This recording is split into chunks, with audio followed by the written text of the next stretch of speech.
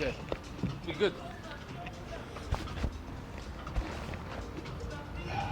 Everybody then? Yeah, does that look alright to you? I can't see. So yeah, if you say it looks alright. Yeah, I think it looks alright.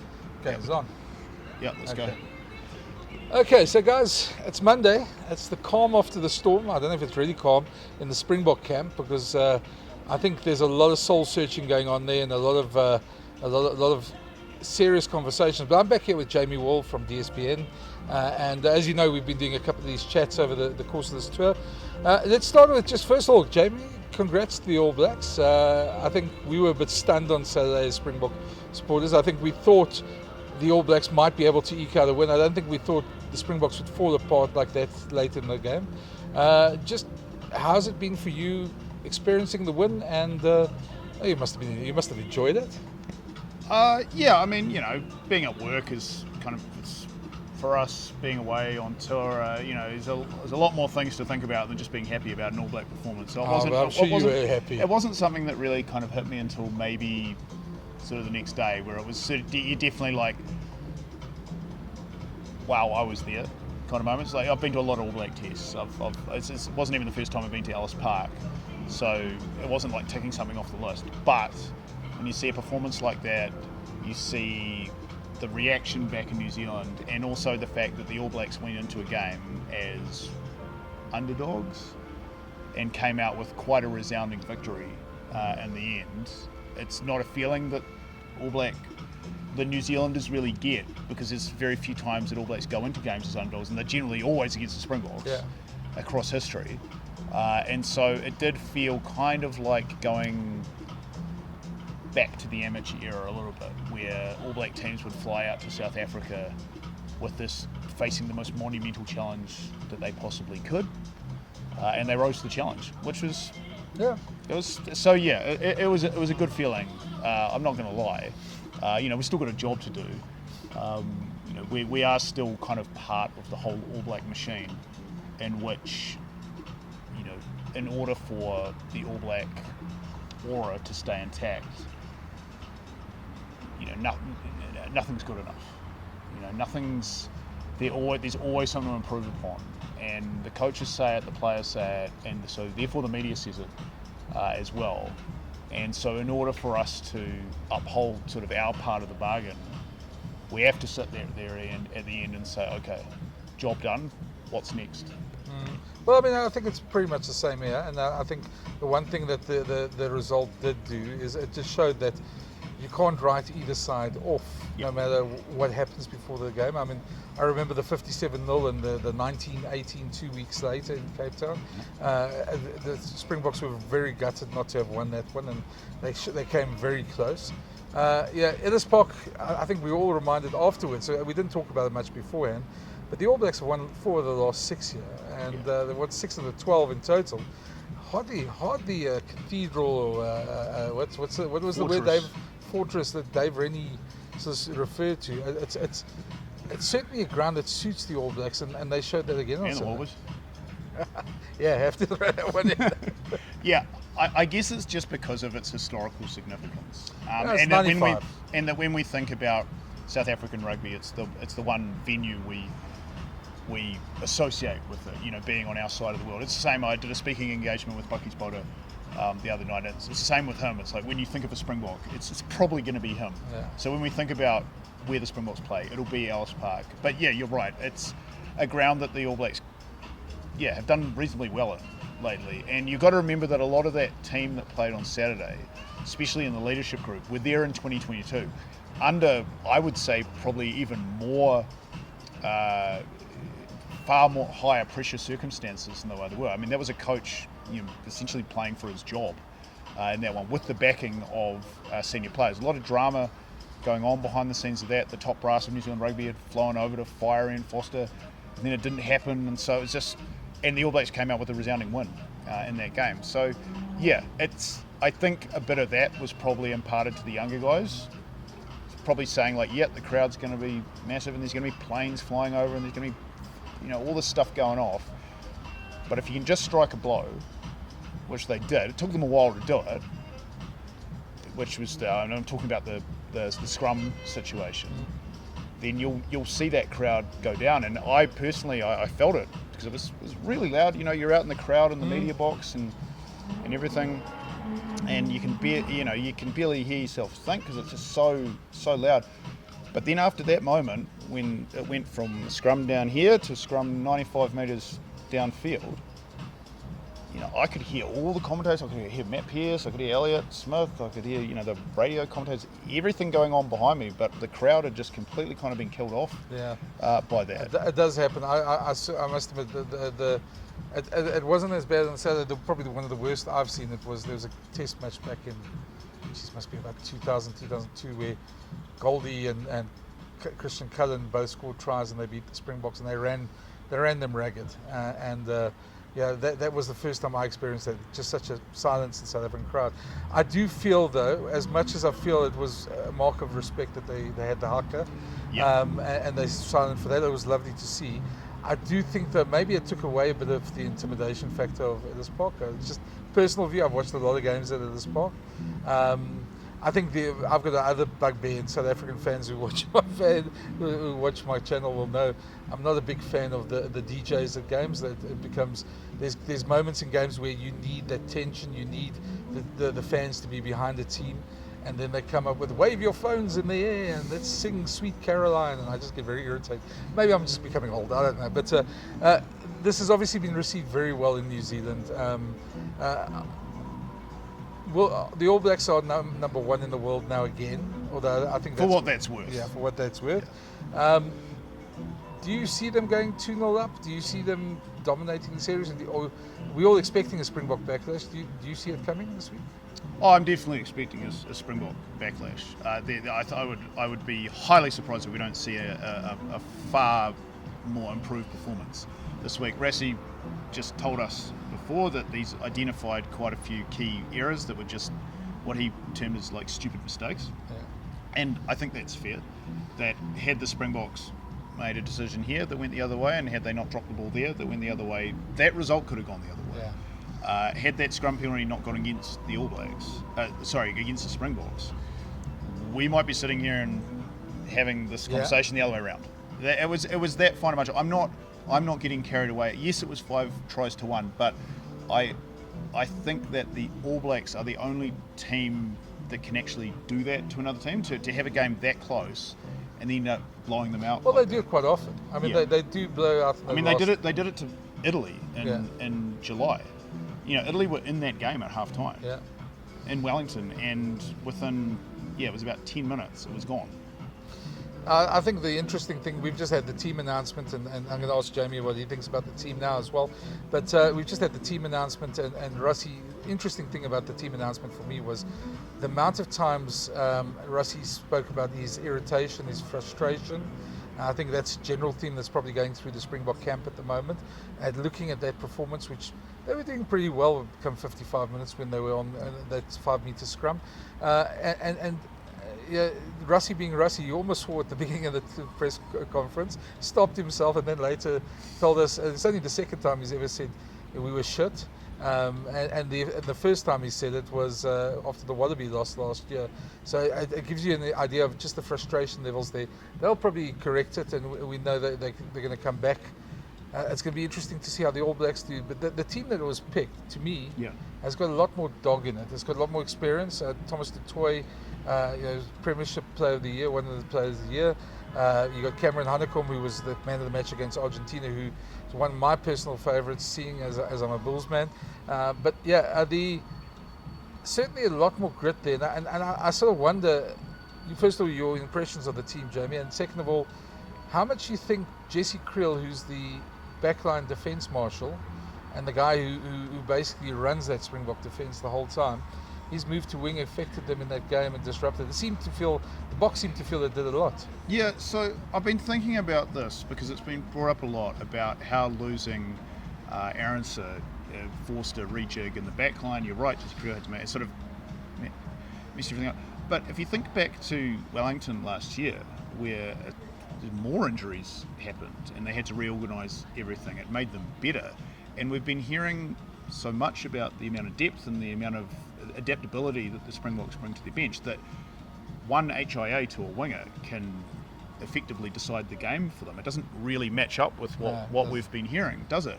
So that's not like a massive critique of Rassie and the Springbok system. It's more about the All Blacks and their ability to exploit that, because if you look at the tries that were scored, we obviously saw Will Jordan went over for 2 touch rugby tries in this game, and one of them was because of a gap on the wing. Very smart play by Cam Roigard. Wasn't just because of that wing adjustment, because I was watching them warm up and they were definitely training that move the whole time. Second try, Will Jordan got very similar, but it's because Springboks were down to 13 men by that stage. So how can't you score from that point? I am kind of interested that they've persisted with Diolende and Creel. I know that it's like an established backline, but to me that's where the issue was with the Springboks, because I felt like the All Blacks' ability to attack that fringe. You saw Tupou Vai getting down that wing, kind of reigniting what the All Blacks have been very good at this year, is getting into static positions and then reorganising themselves and running a move that puts them on the front foot again very quickly. And I thought that was the area where they were going to do it, in between that 15 and 5 metre line, and using Tupou Vai's big body, and then putting the winger, whoever's on that side, back inside to form another stacked backline in behind the next set of running forward runners to give themselves an extra man. That was a pretty obvious exploitation of what the Springboks, what they had perceived to be a weak point in the Springboks' defence. Well, I think a couple of things in that. One, I think maybe Jesse moving to wing did have something to do with that. I'm not going to say it's as simplistic as that, because I think another thing, Grant Williams' defence on the second try, he was targeted. He was targeted a couple of times. His defence wasn't up to standard, and I think he'll be the first to admit that. So they did exploit it. And then the loss of, I think, Sia. I don't think we realise at times, and as South Africans, we take Sia for granted a lot of the times, but he does a hell of a lot of work in the tram lines there, and him and Peter Steff, and when they operate in tandem like that, it gives the box an extra edge. They're both world-class players, and I think sometimes maybe the belief in the system, like the coaches like to talk about, that you bring the next guy in and he'll do the job, and I think sometimes you sort of forget how special certain players are. The All Blacks did exploit that. It felt way too easy for them to get that space, and they'll be working hard on that this week as well. But yeah, let's look forward to Saturday. Lots of rain expected. Andre Pollard back. All Blacks won't shy away from playing in the rain. They play enough in Super Rugby in rain. So they'll know, and they've got the skills to play that sort of game. But I think we might see a bit more of an arm wrestle come Cape Town, and a bit more desperation from the Springboks. Well, it is telling that he's barely made. I mean, is it an unchanged forward pack if Khaleesi doesn't play? Yes. Am I right? Yeah, and some changes on the bench, and your man Cameron Hanekom coming in, and I've been hearing you talk about him for this whole tour, and I'm expecting big things out of him to come in off the bench. One word on Jasper Wiese, though, who I thought had a pretty good game on Saturday. Was definitely moving some bodies with ball in hand and on defence as well. But I think his eyes got a bit too big for his stomach there off a kick-off, running back down the sideline and tried to bump Geordie off and got put into touch. I mean, those are those sort of fine margins, because it went from being, good play to exit play to he just gave the All Blacks a line out on their own 22. And it's just little things like that, plus the scrum, going for the scrum after the scrum, perhaps getting intoxicated by the crowd, calling for them, where it's like, you just need a bit of a cooler head out there. I disagree. I think the other thing to me was when he was called an attack, I was rather disappointed, because normally against other nations, you had somebody running off him, or you had the cleaners there quickly. I think there was a number of times on Saturday where he was almost isolated, and they got away with it a couple of times. But the All Blacks were exceptionally good at the breakdown, at just sort of disrupting that ball. This box team on Saturday to me was, I think, what worrying was how many balls, the loop pass out the back, how many balls didn't go to hand, and how many players overran them. They just looked sloppy at times, and I think that'll be drummed into them this week. But I think we have a massive game this weekend. Probably, to me, other than let's take out the 2 World Cup finals and the Lions decide that this must be probably the next biggest game for Rassie Erasmus and every one of these players this weekend. Yeah, and you'd probably say the same about the All Blacks as well, because if they win this, yeah, I mean they've already defied a lot of most people's expectation, including a lot of people in New Zealand, yeah, as well, because of course, looking into the season when the new year ticked over, nobody was confident about this. There was a coaching change, and everybody agrees that Dave Rennie's a fantastic coach, and he probably has the tools in his box to be able to make the All Blacks a better team. But then the question was, do they have enough time to do it? He only had 3 months he's done well to in put 3 together. months. And right now, looking at the All Blacks, they look like an exceptionally balanced squad. Yeah. They've already gone through they've already had to call in half a dozen guys into the tour, and we'll have to make some adjustments on Saturday because Ethan de Groot, Josh Lord definitely out. So that will necessitate a rotation. Some guys who are playing against the Lions on Tuesday night are going to have to back up in this test match. That's touring though. They knew what they were getting themselves into. And so, but I don't feel like there's any sort of panic about it. It's just sort of roll up the sleeves and get on with it, which is where the All Blacks want to be. We'll talk in a week though, and it could be the complete opposite way around. Well, I think interesting for me because I mean we spoke at the beginning of the tour. I don't think we did on camera. I think we spoke just when we were having a beer about how this Lions game could be a bit of a banana peel because the players know they're not going into the second test. Probably know they might not even play the third test. There'll be a couple of players there that they were, although with the injuries, who knows? So but now this win has sort of reinvigorated the entire tour squad. I'm sure there's not one guy in that's playing against the Lions who thinks he doesn't have a chance of playing, especially with the amount of injuries. I must say, just on your comment on Dave Rennie, I think from a South African point of view, we always thought the All Blacks were never as bad as some of the media made them out to be, or some of the New Zealand public made out. We always thought that they always had the tools. It's just maybe there's 1 or 2 little things missing in syncing those things. Even under Razor, and we didn't think Razor was a bad coach at all. But obviously you don't know everything that goes on in the opposition camp. But certainly doesn't surprise me to see them playing as well as they did. I think the challenge now is for the Springboks to meet that challenge this weekend. They were horribly off it in those last 20, and it cost them dearly. The biggest defeat in Rassie Erasmus's career. I don't think it's panic stations.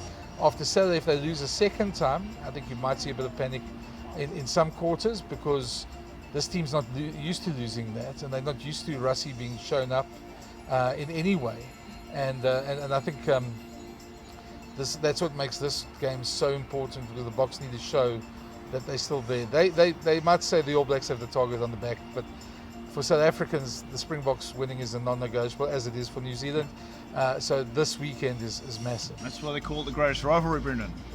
It is because the repercussions for both is so huge. And yeah, if the All Blacks can pull off a win in Cape Town, that's the series gone. Yeah, for the Springboks. I agree. I said to Jamie, we had a chat on his channel, and I said if the All Blacks leave here 2-1 up, then that is to me a loss in South Africa. The fourth test is the fourth test. It's a technical thing for me. We'll talk about this in a couple of weeks. I've got some thoughts about this. But and maybe I feel differently by then. But I do feel that if the Springboks go to America 2-1 down, that's a loss of the series for me. Because the only other side that's done that is Fitzy's side and 96, and I just feel that, and they won that series 3-1. Let's be honest, because that first game. Yeah, it's just funny, isn't it? How both these series 30 years apart have got some sort of weird asterisk next to it. Yeah. So, but that's why this week's massive. Jamie, thanks for joining. I think we're going to probably chat again in the week sometime. If you're watching this from New Zealand, I also got one last thing. I just want to point out those people who believe those reports that Geordie Barrett got worse in the URC. Well, there's lots of egg on those faces. As a revelation. Yeah, so he's been exceptional. If you haven't already, please smash that subscribe button. Hit the thumbs up for the algorithm. It helps us out. Yeah, leave your questions. I'll ask Jamie. Yeah, no, leave some comments. I love the ones you guys left after we talked at Pirates about rugby league. If you've got any more NRL, we're going to have another discussion about that. Let me know, please. We'll maybe end off this tour with this. We'll have a lot more to talk about scrums by then. So we'll have our scrum discussion a bit later. But thanks for watching. And, I'll bit my tongue about that. Yeah, I know. Anyway, cheers. Thanks, man. Let's get Gav.